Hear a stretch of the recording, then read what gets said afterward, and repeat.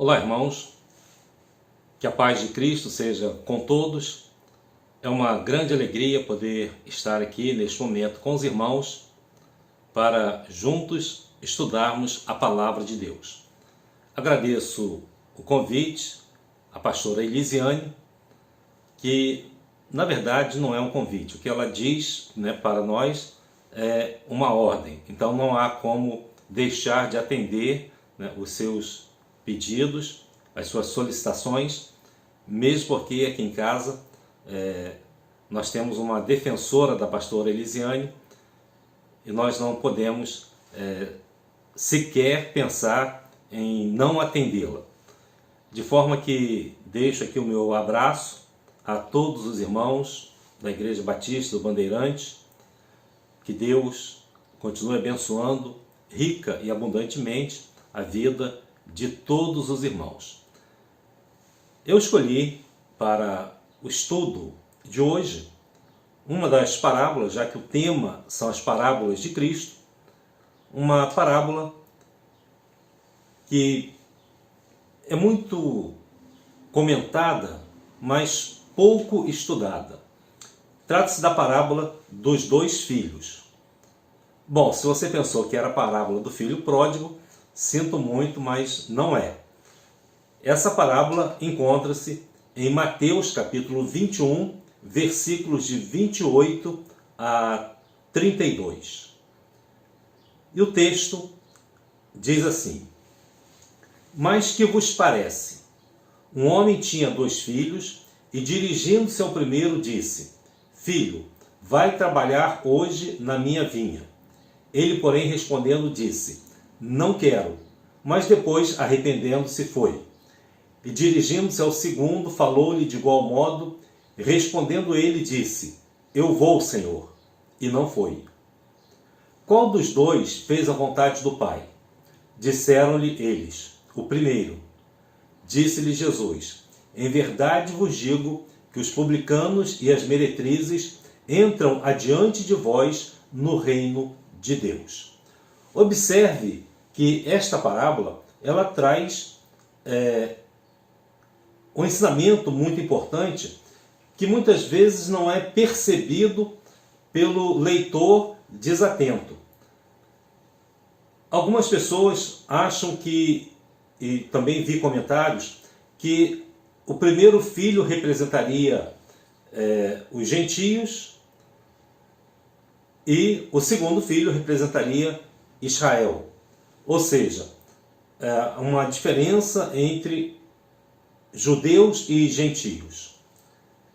Todavia, embora essa interpretação também seja possível, o mais importante nessa parábola é entendermos esse ensinamento à luz do seu contexto. Ou seja, o que estava acontecendo ali naquele momento para que Jesus trouxesse essa parábola. Qual é o ensino mais importante dessa parábola? Então vamos iniciar falando sobre o tema da parábola. Esta parábola ela ensina sobre a compreensão e a submissão à autoridade de Jesus. Então o ensino principal é sobre compreender e se submeter à autoridade de Jesus. E para entendermos essa parábola, o seu entendimento ela depende do entendimento do contexto imediato. Ou seja, não apenas retirando os versículos isoladamente. Qual é o contexto imediato? Lá no capítulo 21 de Mateus, no versículo 23, nós lemos o seguinte: E chegando-se ao templo, acercaram-se dele, estando já ensinando. Ou seja, Jesus já estava no templo ensinando. Os príncipes dos sacerdotes e os anciãos do povo, dizendo: Com que autoridade fazes isto? E quem te deu tal autoridade? O questionamento dos fariseus, dos príncipes dos sacerdotes e dos anciãos do povo, é com que autoridade Jesus estava realizando aquelas coisas. e quem havia dado a ele essa autoridade. A pergunta é, do que eles estão falando? Por que eles estão questionando a autoridade de Jesus? Então vamos retornar ainda um pouco mais para entendermos o contexto e vermos o que Jesus havia feito, o que Jesus fez. Jesus, ele estava naquela semana da Páscoa. Ele tinha vindo de Betânia para Jerusalém na semana da Páscoa. Todo o capítulo 21 de Mateus fala sobre isso. E nesse capítulo 21, nós lemos, por exemplo, sobre a entrada triunfal em Jerusalém. Como Jesus entra em Jerusalém e o povo cantando Hosana. Jesus chega ao templo e expulsa os cambistas do templo. Jesus realiza muitas curas e as crianças também cantando louvores, dizendo: bendito o que vem em nome do Senhor. Isso deixava os sacerdotes bastante furiosos. E Jesus também passa por uma figueira, não encontra figos, amaldiçoa essa figueira e a figueira seca. Então esses são os eventos que estão inseridos dentro desse contexto. Então, por causa dessas coisas, e Jesus agora está ensinando no templo. E a pergunta é, com que autoridade ele faz todas essas coisas? Desde a entrada triunfal, a expulsão dos cambistas, as curas, os louvores das crianças e a figueira que secou. E ao pedir que Jesus se identificasse, ou pelo menos identificasse a sua autoridade, provavelmente esses sacerdotes, esses príncipes dos sacerdotes, eles esperavam que ele dissesse, como ele já havia dito muitas vezes, que ele estava usando a autoridade de Deus. Ele trabalhava sob o poder de Deus, sob a autoridade de Deus, o Pai Celestial. Se Jesus dissesse isso, isso daria também oportunidade para acusá-lo de blasfêmia e também condená-lo à morte, como eles já haviam tentado fazer outras vezes sem sucesso. A questão é, qual é a autoridade que Jesus está utilizando para fazer essas coisas? E nesse contexto, Jesus responde com uma outra pergunta. Lá no versículo 24, diz assim: e Jesus respondendo disse-lhes: eu também vos perguntarei uma coisa. Se me disserdes, também eu vos direi com que autoridade faço isto. Ou seja, Jesus colocou para eles que ele responderia a pergunta deles se eles respondessem a pergunta que ele iria fazer. Ou seja, era uma técnica que era utilizada, onde você responde uma pergunta com outra pergunta. Jesus então vai retornar ao início do seu ministério, quando João Batista estava batizando no Rio Jordão. Lá em Mateus, capítulo 3, narra sobre esse fato.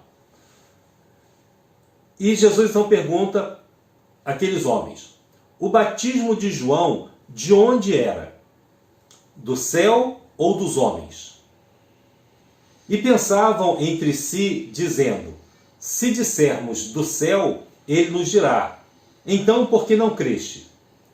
E se dissermos dos homens, tememos o povo, porque todos consideram João como profeta. E respondendo a Jesus, disseram: não sabemos.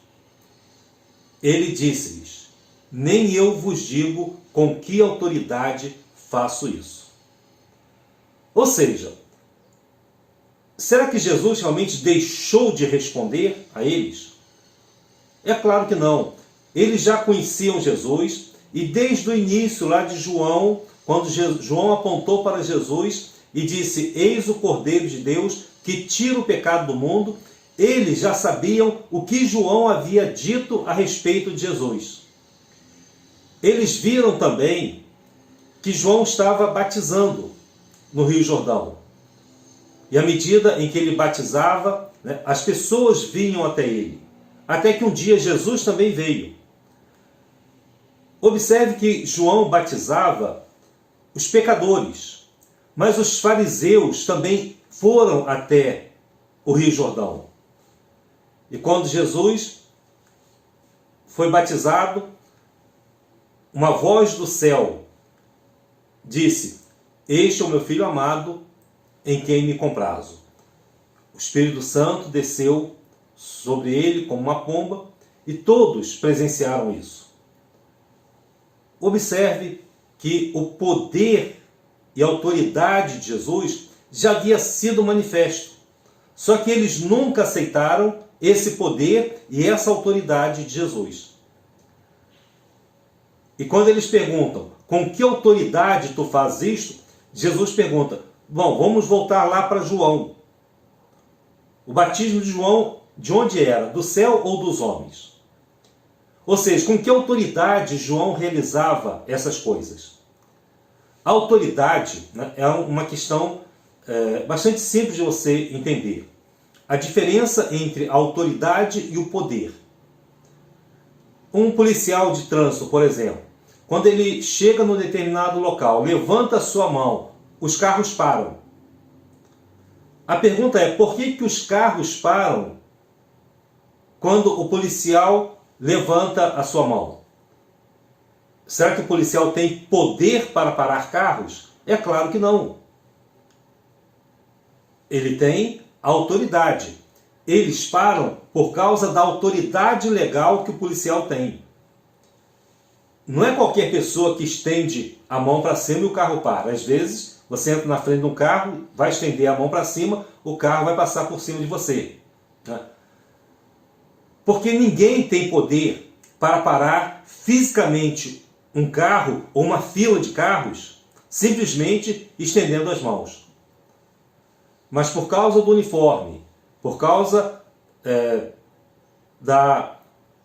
do crachá que o indivíduo está usando, o apito que ele utiliza, quando ele levanta a mão, apita, todos param. Essa é uma autoridade legal, não um poder pessoal que o policial tenha. Ele não tem poder para interromper o tráfego. Observe então que essa questão da autoridade e do poder, você vai perceber claramente, né, que Jesus, ele tinha tanto a autoridade quanto o poder, coisa que o policial não tem. Então, dentro desse contexto, Jesus vai contar a parábola. Ou seja, eu não vou dizer a vocês com que autoridade faço isso, mas eu vou dizer uma coisa para vocês. Eu vou contar uma parábola. E aí ele conta a parábola dos 2 filhos. Mas o que vos parece? Um homem tinha 2 filhos e, dirigindo-se ao primeiro, disse: "Filho, vai trabalhar hoje na minha vinha." Ele, porém, respondendo, disse: "Não quero." Mas depois, arrependendo-se, foi. E dirigindo-se ao segundo, falou-lhe de igual modo. E respondendo ele, disse: "Eu vou, Senhor." E não foi. Qual dos 2 fez a vontade do Pai? Disseram-lhe eles: "O primeiro." Disse-lhe Jesus: "Em verdade vos digo que os publicanos e as meretrizes entram adiante de vós no reino de Deus." Então agora vamos entender, com esse contexto em mente, o que Jesus estava ensinando. Bom, o primeiro filho, ele disse que não iria, mas foi. O segundo filho disse que iria, mas não foi. Na verdade, o que Jesus fez, ao ensinar essa parábola, foi também fazer uma sequência invertida dessa parábola. O primeiro filho disse que não iria, mas foi. Então, a primeira parte dessa parábola, você acha que ele fala sobre os religiosos ou os pecadores? São os religiosos, por exemplo, que dizem que não vão fazer a vontade de Deus? Ou os religiosos são aqueles que dizem que vão fazer a vontade de Deus? Então, a primeira parte são exatamente os pecadores. O segundo filho disse que iria, mas não foi. Quem é que diz que faz a vontade de Deus? São os religiosos ou os pecadores? Quem normalmente diz são os religiosos. E Jesus está fazendo essa inversão. Então a segunda parte fala não de pecadores, mas dos religiosos. Então o primeiro filho representa os pecadores e o segundo filho representa os religiosos, que são exatamente os príncipes dos sacerdotes e dos anciãos que estavam ali. Ou seja, os pecadores são aqueles que dizem que não vão fazer a vontade de Deus, mas se arrependem e acabam fazendo. O segundo filho, ele representa religiosos que dizem que vão fazer a vontade de Deus, mas nunca fazem. O que essa parábola, então, vai trazer como aplicação para a nossa vida? Nós sabemos que o tema é a autoridade de Jesus. Bom, o mais importante é fazer o que é certo do que dizer o que é certo. É importante, né, você dizer o que é certo, mas entre o dizer e o fazer, é claro que o fazer é mais importante. O ideal, né, é dizer e fazer, isso não resta dúvida. Mas quando você diz alguma coisa e faz outra totalmente diferente, esse fazer, né, ele tem uma relevância maior. Então, entre dizer o que é certo e fazer o que é certo, o mais importante é fazer o que é certo. Porque entre dizer e fazer, o mais importante é o fazer. Tanto que Jesus diz no versículos 28 e 29.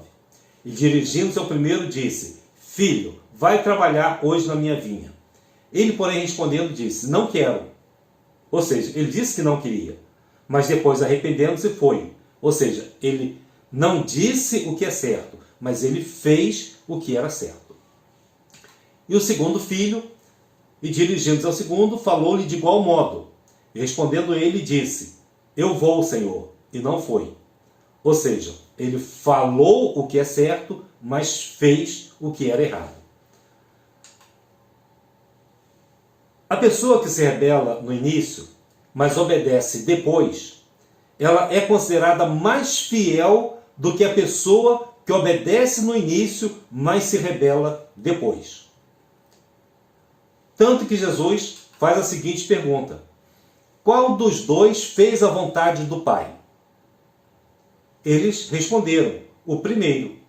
Ou seja, todos concordam que, embora o primeiro tenha se rebelado no início, mas obedeceu no final, esse foi o que fez. E o outro que disse que iria fazer e não fez, esse se rebelou depois.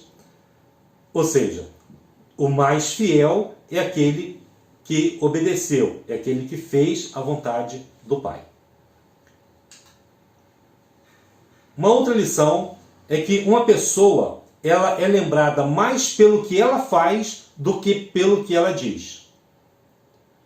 Isso acontece muito em famílias, por exemplo.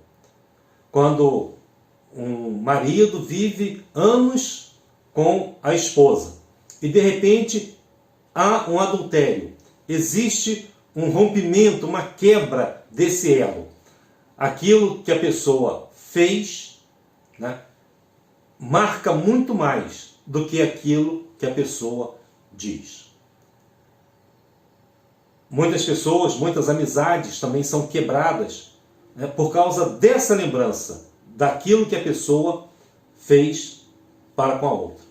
É claro que aquilo que a pessoa diz também marca bastante, mas entre as duas coisas, aquilo que a pessoa faz marca muito mais do que aquilo que a pessoa diz. E quando os fariseus deram aquela resposta, eles realizaram o seu próprio julgamento.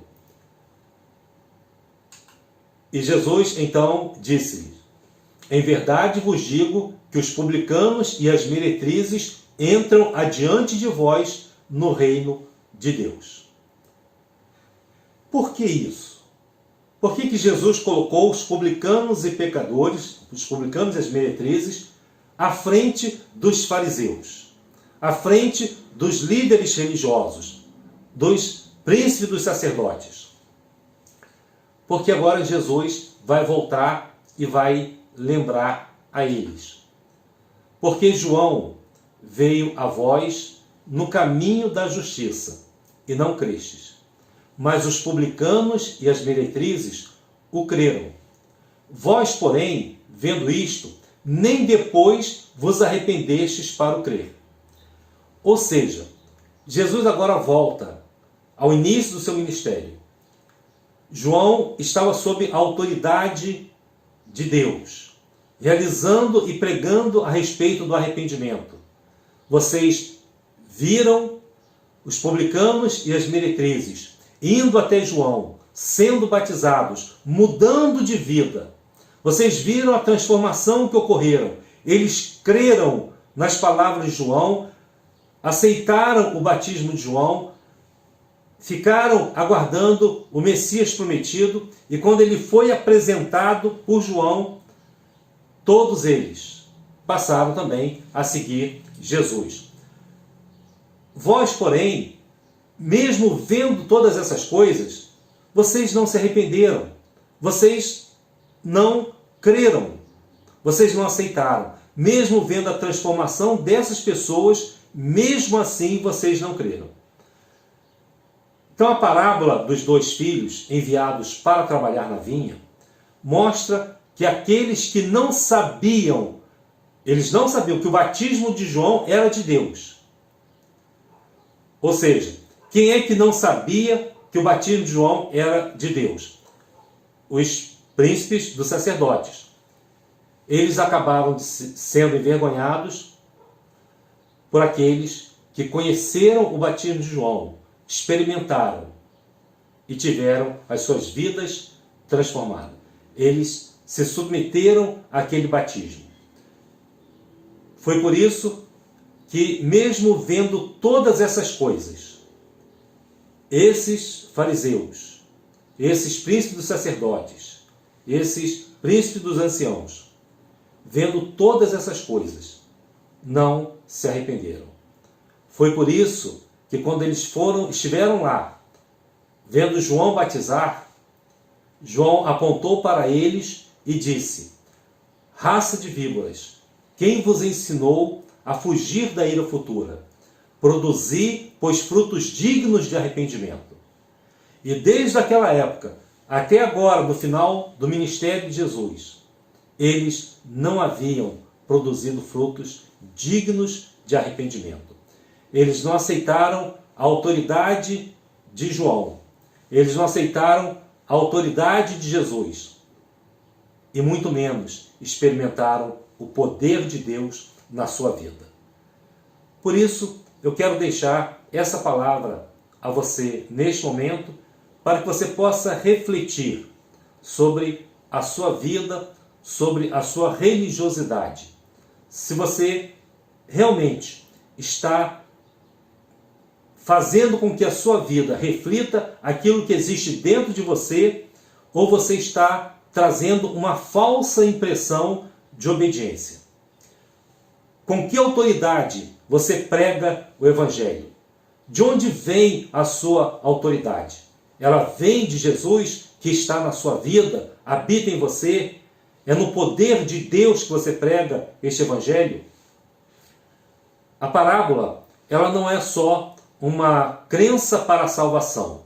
Ela também é uma parábola para o serviço cristão.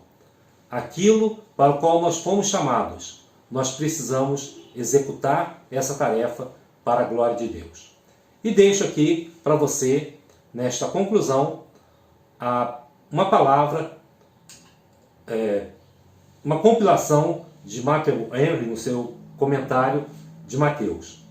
Ele diz: muitas vezes acontece que o pecador rebelde é levado ao arrependimento e se torna servo do Senhor, enquanto o religioso formalista se endurece no orgulho e na vaidade.